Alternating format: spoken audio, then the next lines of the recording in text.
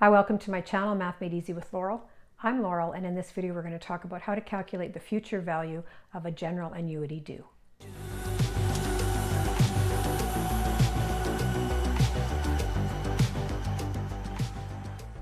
Let's first of all talk about what characteristics a general annuity due has.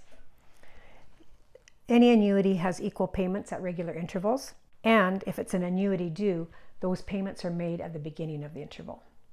If they're made at the end, it's a different type. It's called an ordinary annuity. And then depending on the frequency of the compounding and the payments, it will either be a simple or general annuity. General annuity is when the number of payments per year is not equal to the number of compound periods per year. So this is what we're going to focus on in this video. If you're interested in any of the other types of annuities, I've already made videos on the future value of those. Our example says an instant scratch and win ticket offers a chance to win $1,000 per week for the next 25 years, starting immediately. If a winner was to invest all of their money into an account earning 5% compounded annually, how much money would they have at the end of 25 years? So first of all, we have to recognize that this is a general annuity due. If they're getting weekly payments and they start immediately, we can make the assumption that those payments will then be at the beginning of each week. So because it's at the beginning, that makes it an annuity due. Then we take a look at the frequency of the payments and the compounding. If the payments are weekly, that means there are 52 payments in a year, but the compounding is annually, so there's only one compounding period per year.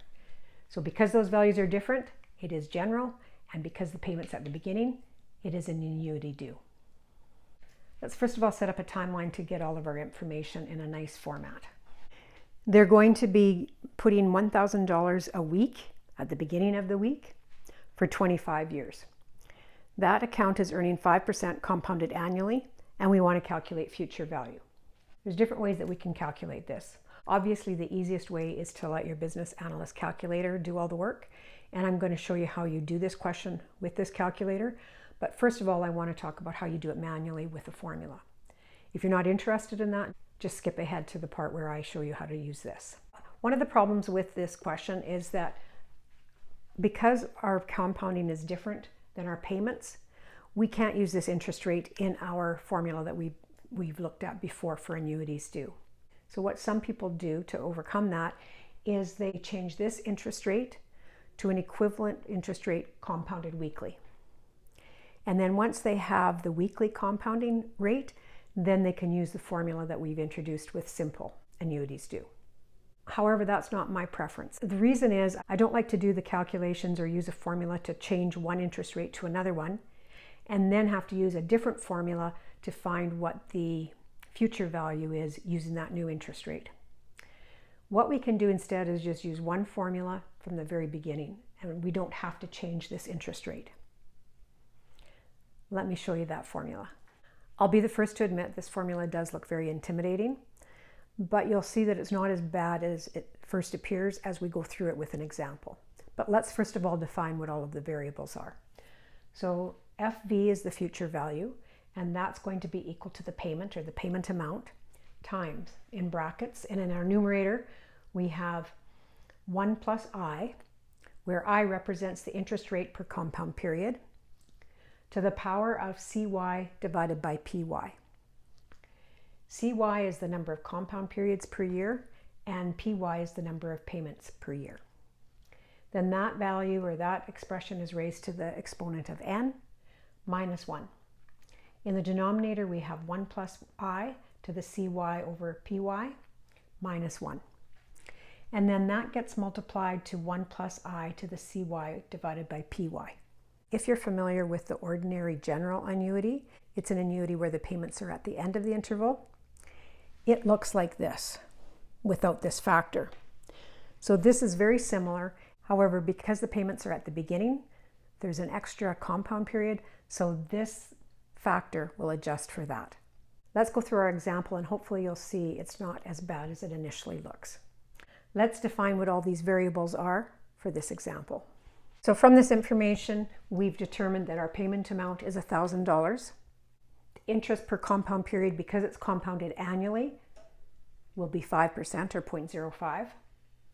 The total number of payments, there's 52 weeks in a year and there are 25 years. So 52 times 25 will be 1,300 payments.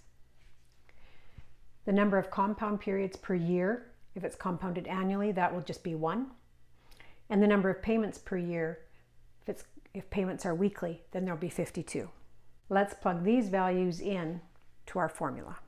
Future value will equal the payment of $1,000 times 1 plus I to the exponent of CY over PY to the power of n minus 1 over 1 plus I to the exponent of CY over PY minus 1, and that's multiplied by 1 plus I to the exponent of CY over PY. You could go ahead and put this into the calculator as you see it. However, I'm going to just simplify a little bit before I start plugging it into my calculator. 1 plus 0.05, I'm going to write that as 1.05. The other thing I'm going to do is simplify this. If I have a power raised to an exponent, I can simplify this by multiplying those two exponents. So 1 over 52 times 1,300 will be 25. So once we simplify it, it looks a little more manageable to put into your calculator. And when you plug this in, you should get a value of $2,544,542.41. So this is the future value of investing those weekly winnings. I have a couple suggestions that might help you in terms of your calculator use. Now in the example that I used, I was very easy. It was a nice even decimal. That's not always going to be the case. For example, if you have interest rate that's compounded monthly, you're dividing by 12 and it might not work out to an even decimal. So for example, I could have 5% compounded monthly. So that would be my I. So what you can do in instances like that is find this value as a decimal and then store it in one of the memory locations on your calculator. Then when you need to use it, just recall it. So you're not constantly having to do the division, or worse, you're not using a rounded off answer. The other suggestion I have is that when you're putting in fractional exponents, use your brackets. So go bracket 1 divided by 52, end of bracket.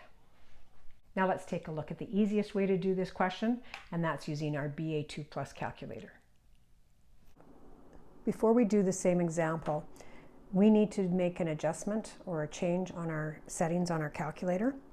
Whenever you're doing questions that are annuities due, you have to understand that the payment is at the beginning of the interval. However, your calculator's default mode is the end of the interval. So first of all, we need to change that before we do any annuity due questions. So in order to change it, let's turn it on. We're going to press second payment, because if you look above payment, it says BGN for beginning. So we go second PMT, and then we go second enter. And what will happen is the end change to beginning, and on the display you'll see BGN. And we're going to quit that, and we're ready to go. If you don't see the beginning on the display, then it's not going to work. If there's nothing on the display, it means that it's in the default mode, which is end. So just be aware of that whenever you're doing annuity questions. Now that our calculator is in the correct mode, we can do this particular example. Let's identify all of these values, and then we will be able to put them into the calculator using these white keys. So first of all, payments per year. If payments are weekly, then there will be 52 per year. The number of compound interest per year, if it's compounded annually, that will just be 1. The number of payments will be 52 a year, and the payments are for 25 years. So 52 times 25, which is 1,300. The interest rate, leave it as a percent, is 5. Present value is 0. The payment amount is $1,000, and we make that negative because we're making payments into that account. And what we want to find is future value. Before we start, always clear any previous work, and in order to do that, that's this second function of the future value. It says CLR for clear, TVM for time value of money. So we're going to clear that, make sure that anything that might have been in there is gone. Then we're going to put the payments per year, and in order to get payments per year, that's the second function of I per Y. So second I per Y, and we're going to enter 52. So we go 52 and then enter. In order to put in the 1 for compound periods per year, we scroll, and the compound periods per year will automatically adjust to whatever the payments per year is. We don't want that, we want 1, so we put 1 and enter. Now that those are taken care of, we can quit or exit, so go second, quit. Now we're going to put these values in, so 1300, that's N. I per Y, put the number in, and then I per Y. Because we've cleared it, we don't have to put a 0 in for present value. It assumes it's 0, but if you're not sure, you can always put it in. The payment is negative 1,000, so 1,000, make it negative for payment. And now we want to calculate future value. So compute future value. And we get $2,544,543.22. This result is a little bit different than what I wrote down when I used the formula, so I think my calculator had some rounding errors. Therefore, let's go with this value because we used the time value of money functions on our business analyst calculator.